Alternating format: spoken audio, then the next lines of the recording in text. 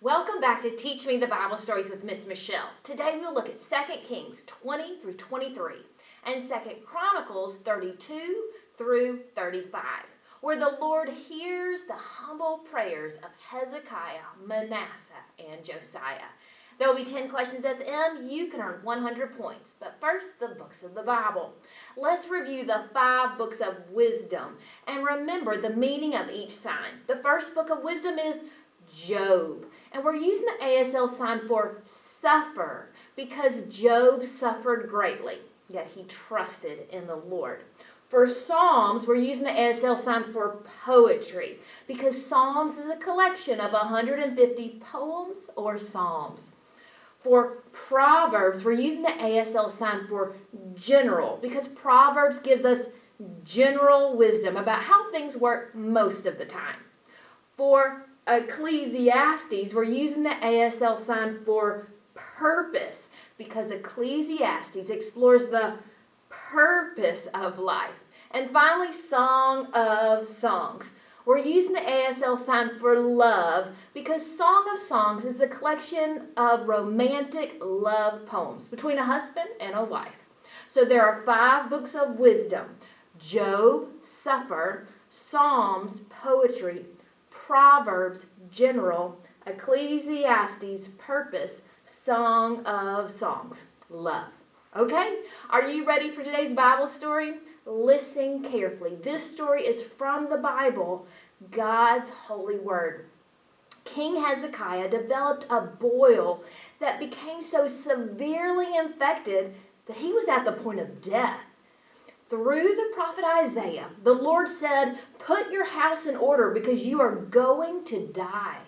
Hezekiah turned his face to the wall and wept as he prayed to the Lord, saying, "Remember, O Lord, how I have walked before you faithfully and with wholehearted devotion and have done what is good in your eyes."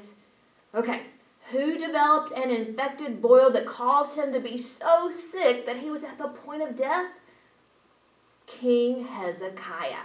And when Hezekiah heard from Isaiah that he was going to die, he turned his face to the wall and did what? He wept and he prayed. Okay, before Isaiah had even left, the Lord told him to go back and tell Hezekiah that the Lord has heard his prayer, seen his tears, and will heal him. Isaiah said, "In 3 days, God will add 15 years to your life." Then Isaiah had a fig paste put on Hezekiah's infected boil, which helped him to recover. Hezekiah asked Isaiah for a sign that the Lord will really add 15 years to his life. And Isaiah said, "Each day a shadow normally moves 10 steps forward on the stairway of Ahaz. But the Lord will make the shadow move 10 steps backwards." And that's exactly what the Lord did. The shadow went in the opposite direction. It went 10 steps backward. Okay, how many years did God add to Hezekiah's life? 15. And what was the sign that God was going to do this? What direction did the shadow move on the stairway of Ahaz? Backwards. And how many steps did the shadow move backward? 10. It was a miracle for the shadow to move backward 10 steps. But the God who can heal can also reverse the direction of a shadow. After Hezekiah was healed, he received visitors from the far-off nation of Babylon. Hezekiah showed these visitors from Babylon all that was in his storehouses: the silver, the gold, everything of value. And after the visitors left, Isaiah said this to Hezekiah: "The time will come when everything in your palace will be carried off to Babylon. Nothing will be left." Isaiah also told Hezekiah that some of his own descendants will be taken away to Babylon and will be forced to serve the king there. Now you would think that Hezekiah would have been upset to hear this bad news. But Hezekiah said, "The word of the Lord you have spoken is good. You see, Hezekiah was happy that there will be peace and security in his lifetime. Okay, Hezekiah received visitors from what far-off nation? From Babylon. And did Hezekiah show these visitors just part of his treasures? No, he showed them everything of value. And after the visitors from Babylon left, Isaiah told Hezekiah that a time will come when everything in his palace will be carried off to where? To Babylon. And Isaiah also said that some of Hezekiah's descendants will be taken away to Babylon and will be forced to serve the king there. What was Hezekiah's response? He said, "The word of the Lord you have spoken is," what? He said it was good. Hezekiah didn't seem to care about future generations, but he was happy that there will be peace and security in whose lifetime? In his lifetime, in Hezekiah's lifetime. Well, eventually Hezekiah died. His son Manasseh was only 12 years old when he became king.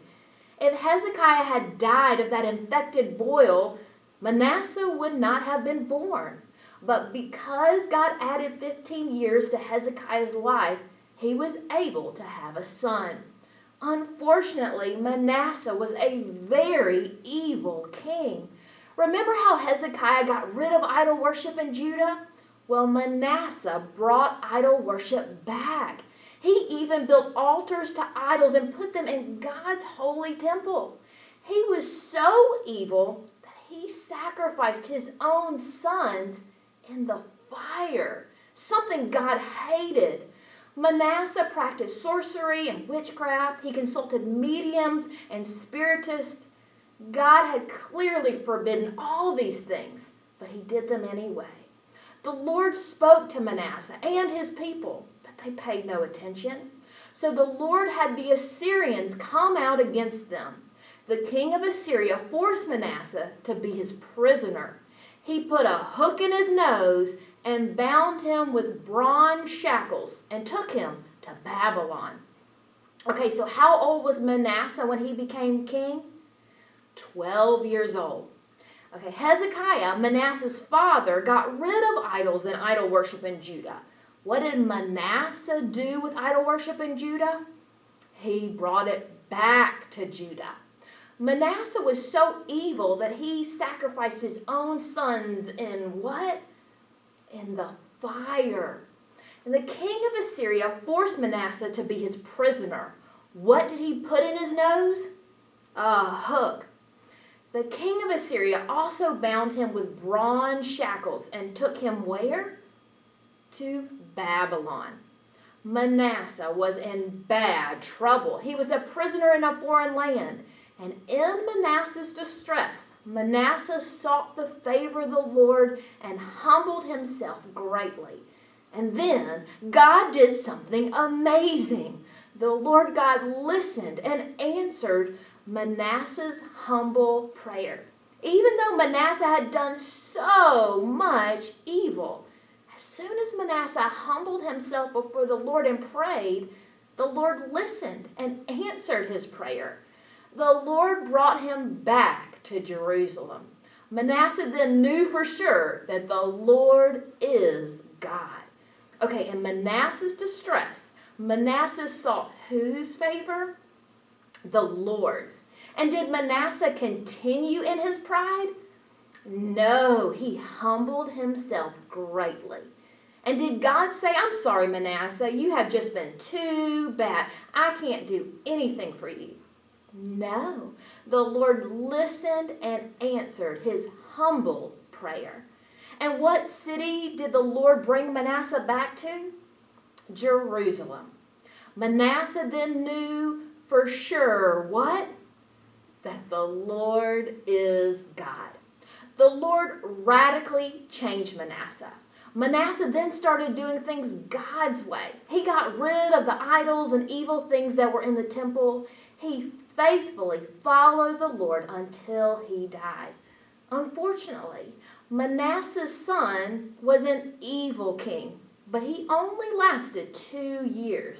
When he died, Manasseh's grandson Josiah became king. at the age of only 8 years old. Thankfully, Josiah ended up being a good king who did what was right in the eyes of the Lord. Okay, who radically changed Manasseh? The Lord. And how old was Josiah when he became king? He was only 8 years old.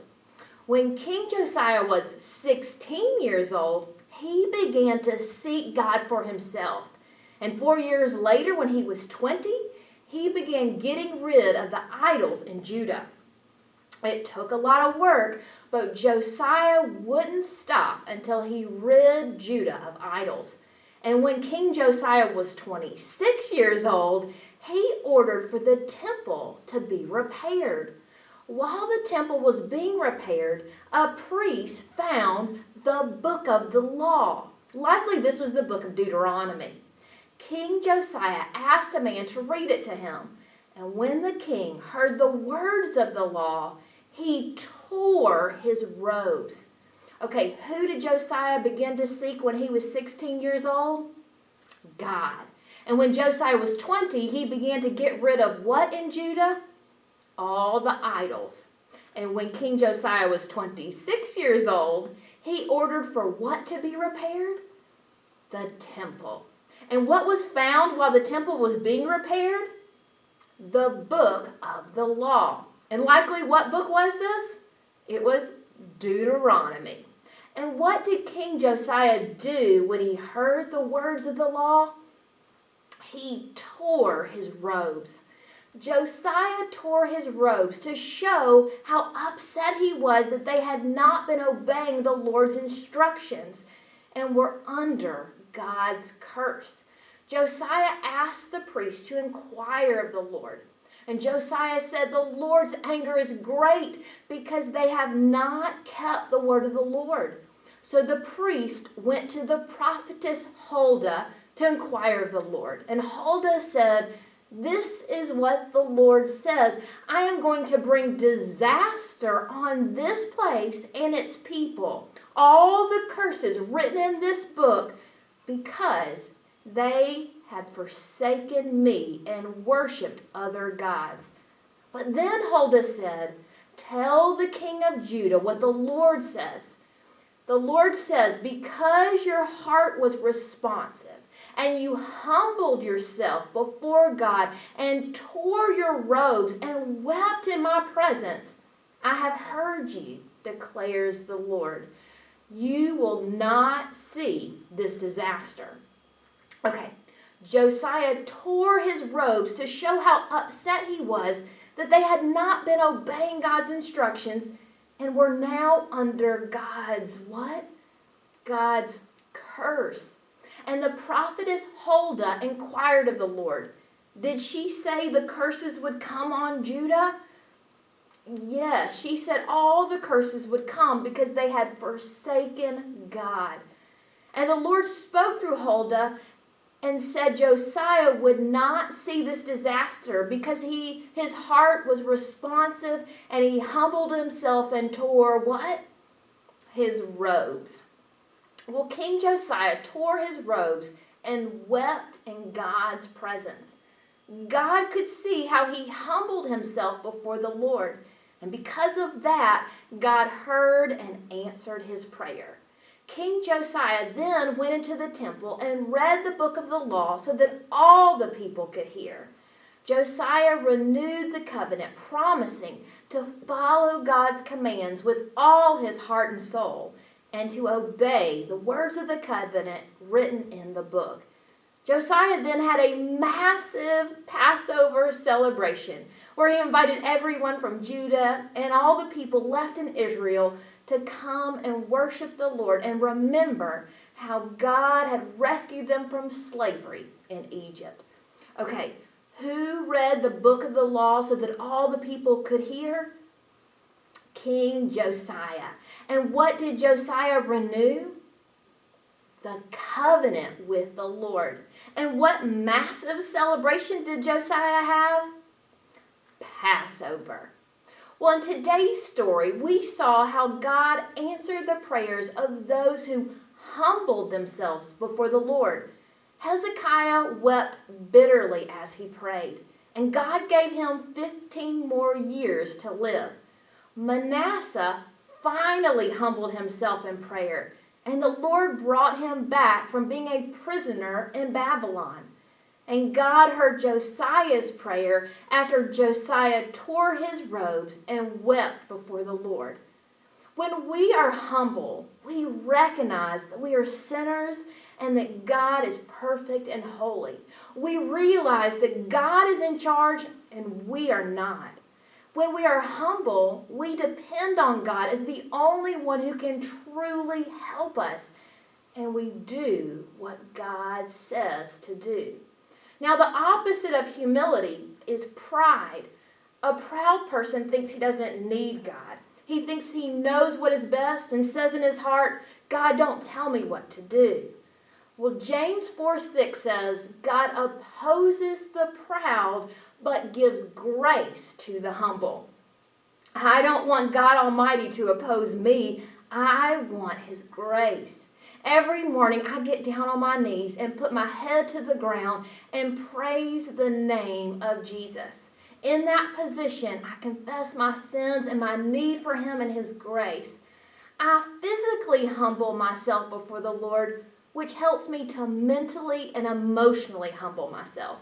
Now, not everyone can physically get on the floor like that, but everyone can choose to humble themselves before God. When we focus on how amazing God is, how big and powerful He is, we will be humbled by that. We should be in awe of our Creator, the one who knows all, who is all-powerful, and who loves us so much that He sent His Son Jesus to die in our place and then raised Jesus from the dead on the third day. We should all humbly bow before Jesus because He has been exalted to the highest place. Jesus reigns today as King of all kings and Lord of all lords. And Jesus deserves for us to humble ourselves before Him. Okay? Are you ready for your 10 questions? Just hit the pause button if you need a little bit more time after each question. Question 1. Who developed an infected boil that caused him to be so sick that he was at the point of death? It was King who? King Hezekiah. Number 2, how many years did God add to Hezekiah's life? 15. Question 3, what direction did the shadow move 10 steps on the stairway of Ahaz? What direction? Backward. Number 4, after the visitors from Babylon left, Isaiah told Hezekiah that a time will come when everything in his palace will be carried off to where? Babylon. Number 5, Manasseh brought back idol worship, and he was so evil that he sacrificed his own sons in what? In the fire. Question 6, the king of Assyria forced Manasseh to be his prisoner. He put a hook in his nose and bound him with bronze shackles and took him where? To Babylon. Number 7, did Manasseh continue in his pride? No, he humbled himself greatly. Number 8, how old was Josiah when he became king? 8 years old. Number 9, what was found while the temple was being repaired? The book of the law. Now, if you said Deuteronomy, that's okay too, but the book of the law. Last question, question 10. What did King Josiah do when he heard the words of the law? He tore his robes. Now, how many did you get right? Okay, multiply that by 10 and that's your score. Now I have 2 assignments for you. I want you to go read 2 Chronicles chapter 33 and chapter 34. Then go tell someone what you learned today. Come back for our next video in our Teach Me the Bible Story series. See you next time.